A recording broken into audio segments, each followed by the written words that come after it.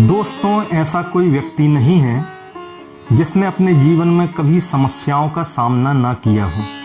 चाहे प्रभु श्री राम हो या फिर कृष्ण हो, चाहे गौतम बुद्ध हो या महावीर हो या कोई साधारण मनुष्य हो, सभी अपने जीवन में ढेर सारी विपत्तियों का, ढेर सारी समस्याओं का सामना करते हैं। पर महापुरुष वही बना है जिसने समस्याओं का डट करके मुकाबला किया है। विपत्तियां जब आपके जीवन में आती हैं तो बिना बताए हुए आती हैं, बता करके नहीं आती। रात में सजने वाले सपने सुबह कब धूल में मिल जाते हैं, इसका प्रत्यक्ष उदाहरण है प्रभु श्री राम का चरित्र। श्री राम जी के पिता महाराज दशरथ ने एक सपना सजाया था कि सुबह मुझे अपने बड़े पुत्र श्री राम को अयोध्या की राजगद्दी पर अभिषिक्त कर देना है।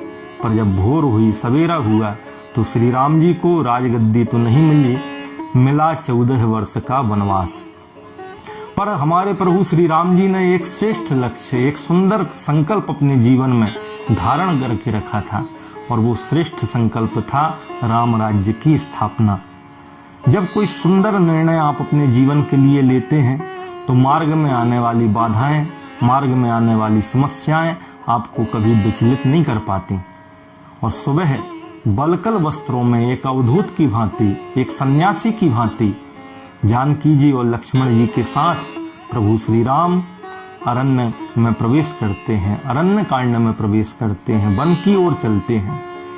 अरण्य कांड मित्रों वो स्थिति है, वो परिस्थिति है जब आप चारों तरफ से समस्याओं से घिर जाते हैं और उन समस्याओं से निकलने का कोई मार्ग आपको दिखाई नहीं पड़ता। जैसे कोई व्यक्ति जंगल में फंस जाए और उसको रास्ता मालूम ना हो, तो जो स्थिति निर्मित होती है वो स्थिति है अरण्य कांड की स्थिति। और प्रभु श्री राम ने जब अरण्य में, जंगल में प्रवेश किया तो चारों तरफ से मुसीबतें उनके जीवन में आने लगी। सबसे पहले इंद्र का पुत्र जयंत कौए का रूप धारण करके आता है और माँ जानकी जी के चरणों में चोंच से प्रहार करता है, उन्हें आघात पहुंचाता है। उसके बाद शूर्पणखा आती है, खरदूषण अपनी विशाल सेना लेकर के आते, मारीच सोने का मृग बन करके आता है, और अंत में स्वयं रावण साधु का वेश बना करके श्री राम जी को समस्याओं में उलझाने के लिए आ जाता है। परंतु उन समस्याओं से श्री राम जी विचलित नहीं हुए। गोस्वामी तुलसीदास जी ने लिखा है, जहां जहां जाहि देव रघुराया, करहि मेघ तहाँ तहाँ नभ छाया। जहां जहां रघुनाथ जी जंगल में जाते हैं, एक बादल उनके ऊपर छाया किए हुए चलता है। आप विचार करें कि किसी बादल को क्या प्रयोजन है, क्या मतलब है कि नीचे से कौन जा रहा है। नीचे से राम जा रहे हैं कि कृष्ण जा रहे हैं, सुकरात जा रहे हैं कि अरस्तु जा रहे हैं, कि कोई साधारण संसारी व्यक्ति जा रहा है, किसी बादल को इससे क्या लेना देना है। परंतु इन चौपाइयों के माध्यम से, इन सूक्तियों के माध्यम से हमने एक संदेश देना चाहा है, और वो संदेश ये है कि जीवन में जब कोई श्रेष्ठ संकल्प आप धारण करते हैं तो सारी प्रकृति आपके साथ हो जाती है। सुंदर लोगों की सुंदर भावनाएं और आशीर्वाद तथा दुआएं आपके साथ हो जाती हैं। हनुमान और सुग्रीव जैसे सहायक आपको मार्ग में मिल जाते हैं। मित्रों, समस्याएं सबके जीवन में आती हैं, परंतु जो उन समस्याओं से मुकाबला करता है वही जीवन में कुछ कर पाता है, वही एक सफल इंसान बन पाता है। डार्विन ने अपना विकासवाद का सिद्धांत दिया, और उस विकासवाद के सिद्धांत में डार्विन ने बताया कि विश्व में वही प्रजातियां जीवित रह पाती हैं जो प्रजातियां मुकाबला करना जानती हैं, संघर्ष करना जानती हैं, और वे प्रजातियां जो संघर्ष के क्षणों में मुकाबला नहीं कर पाती, वे नष्ट हो जाती हैं। तो चाहे आदमी हो और चाहे पशु पक्षी हो, सभी को अपने जीवन में बहुत संघर्ष करना पड़ता है। संघर्ष के क्षण जीवन में जब आए तो विवेक को आप धारण करें, सद्बुद्धि का आश्रय लेकर के भगवान की कृपा पर भरोसा करके आप निरंतर अपने लक्ष्य का अनुगमन करें, यही शास्त्रों का सार है, यही संतों की वाणी है।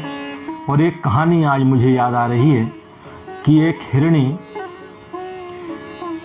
जो प्रसव के लिए तैयार थी, अपने बच्चे को जन्म देना चाह रही थी, तो उसने खोजा कि कहीं जंगल में एकांत स्थान मिल जाए। तो नदी के किनारे एक ऊंचे स्थान पर जहां घास लगी हुई थी, सूखी घास, वो स्थान उसको उपयुक्त लगा और उसने मन में विचार किया कि उस स्थान में जाकर के मैं मृगशावक को जन्म दूंगी। और जब वो उस स्थान पर पहुंचती है तो अचानक बिजली गिर जाती है और बिजली गिरने से सारी सूखी घास में आग लग जाती है। हिरनी देखती है कि पीछे नदी है, आगे आग जल रही है। अब मैं बाएं मुड़ती हूँ। जब बाएं मुड़ती है तो देखती है कि एक शिकारी धनुष बाण लिए हुए उसका शिकार करने के लिए बैठा हुआ है। जब दाहिनी ओर मुड़ती है तो देखती है कि एक शेर उसको खाने के लिए बैठा हुआ है। अब हिरणी क्या करेगी, कहाँ जाएगी? उन समस्याओं से मुक्ति का कोई उपाय उसको सूझ नहीं रहा। तब वो चारों तरफ से अपना ध्यान हटा करके मन में विचार करती है कि एक श्रेष्ठ संकल्प मैंने जीवन में धारण किया था, एक श्रेष्ठ निर्णय लिया था कि मैं अपने मृगशावक को जन्म दूंगी और चाहे कुछ हो जाए, चाहे मेरी जान चली जाए, पर मैं अपने मृगशावक को जन्म दूंगी।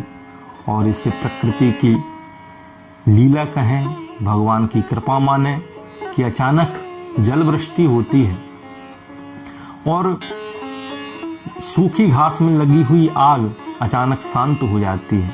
शिकारी जब हिरणी को मारने के लिए तीर चलाता है तो वो तीर जाकर के शेर की आंख में लग जाता है। शेर वहां से भाग जाता है।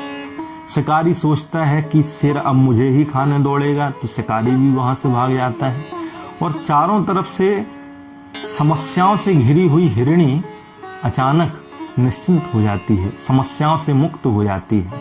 ये कथाएं, ये चौपाइयाँ हमें संदेश देती हैं कि जब आप कोई श्रेष्ठ निर्णय लेते हैं, कोई सुंदर संकल्प, कोई सुंदर लक्ष्य अपने जीवन में धारण करते हैं, तो मार्ग में आने वाली बाधाएं आपको विचलित नहीं कर पाती और सारी प्रकृति, सारी देव शक्तियाँ और भगवान की कृपा आपके साथ चलती है। सुग्रीव और हनुमान जैसे सहायक आपको मार्ग में मिल जाते हैं। तो तन में मनः शिव संकल्प मस्तु, इस सुंदर विचार के साथ कोई श्रेष्ठ मंजिल आप अपने जीवन में तय करें, उसका निर्धारण करें। और इसी सुंदर विचार के साथ मैं अपनी वाणी को विराम देता हूँ। फिर मिलेंगे किसी नई कहानी के साथ, किसी सुंदर विचार के साथ। तब तक के लिए जय श्री कृष्ण, जय श्री